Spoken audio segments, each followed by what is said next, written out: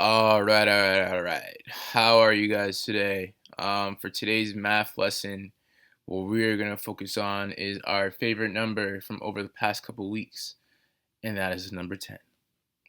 Over the past couple weeks, we've talked about 10 when we did number strings, especially when we had 3-digit number strings. Our main goal, first thing we wanted to do was find 10 and then complete the rest of the problem. We've skip counted by 10. We have looked at 10 frames, and today is going to be our last day talking about our favorite number 10. So today we're going to do our final pocket day. And for our final pocket day, we're going to look at combinations of 10. Now, I've created a pocket day problem, but what we're going to do after going through our problems here, a couple of our lesson, is that we're going to do one final pocket day, and I'm going to ask everyone how many pockets they have. I'm going to create a list, and then after that, I'm going to post that list in the Google Classroom. And based off of our classroom list, you're going to find the amount of combinations of 10 using the pockets that we have in our class. But we will get to that. First thing we want to do is we have a word problem. But before we get into the word problem, I want to talk to you about towers. So we talked about towers on Tuesday. It was a bit confusing, so I want to bring it back a little bit so I can simplify it for you guys and show you one more time. So we talked about towers of 2s, 5s, and 10s. So if you see here, this is a tower of 2. A tower of 2 basically is you have 2 Legos that make up a tower. You have 2 cubes that make up a tower. A tower of 5 is a tower where you have 5 cubes that make up one tower. And then a tower of 10 is you have 10 cubes that make up one tower. Now, you heard me say Legos because I know a lot of you guys have Legos, and I know a lot of you guys don't have cubes. Maybe some of you do, but most people, I feel from talking to you guys have Legos. So what you could do, and I know you can make towers with Legos. So what you could do is, if you want to use your Legos and make a tower of 2, you could put 2 of your Legos together, and there's a tower of 2. If you want to make a tower of 5, put 5 Legos together, and there's your tower. And if you want to make our beautiful tower of what's our favorite number? 10. Yep. If you wanted to make a tower of 10, just put 10 Legos together, and there's your tower of 10. But for today, we have a word problem that we're going to look at. Our word problem today is Josie has 57 Pokemon cards. She puts the Pokemon cards into groups of 10. How many groups can Josie make? How many cards will she have left over? So let's talk about, obviously, first thing we want to do when we have word problems is circle what we know.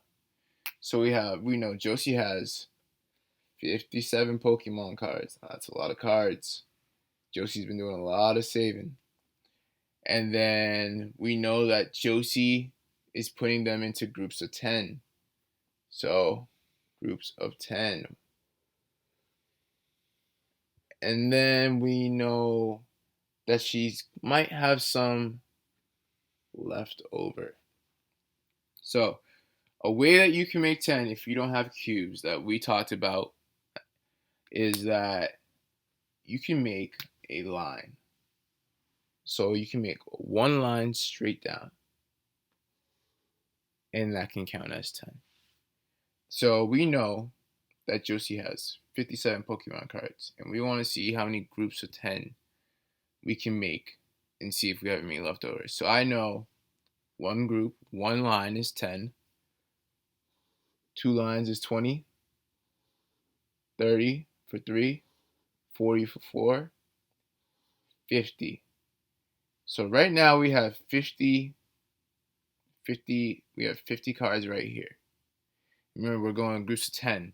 So I know if I add one more line, that means I'm going to have 60.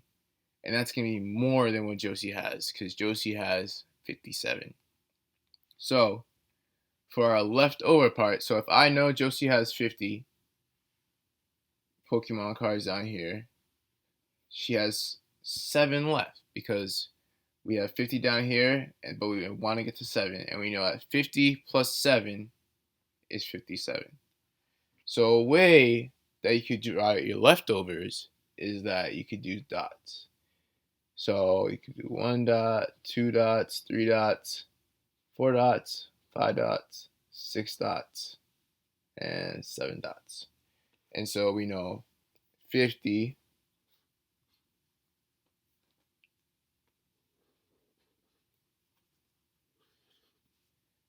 plus our 7 dots, 7 equals 57. And so that's how you could do this word problem.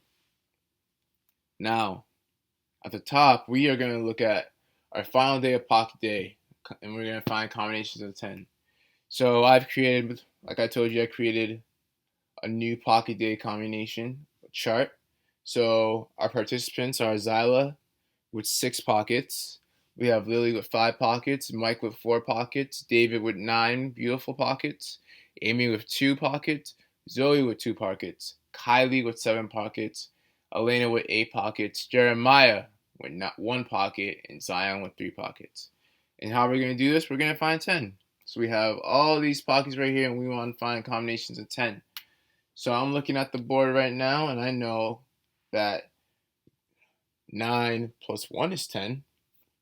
So I put 9 plus 1 equals 10.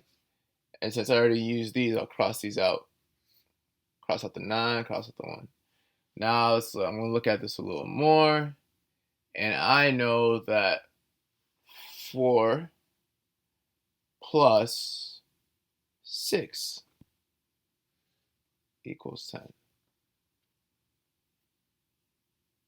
So 4 6 equals 10. And I'm going to do one more. If we look at it, combinations of 10. I'm going to choose, let's see here. I know 8 and 2. I can cross out 8, 8 and 2, 8 plus 2 equals 10. And then I'm looking at it, and I see one more that I could do. And for just to end it, we'll do a number string. So we have a 3, a 2, and a 5. And I know that 3 plus 2 plus 5 equals 10, because I know 3 plus 2 is 5, and then 5 plus 5 equals 10. And like I said, we're going to create our own Pocket Day together right after this. And I will post our chart into the Google Classroom and on Seesaw, and then you could come up with ways to make 10 with pockets in our class.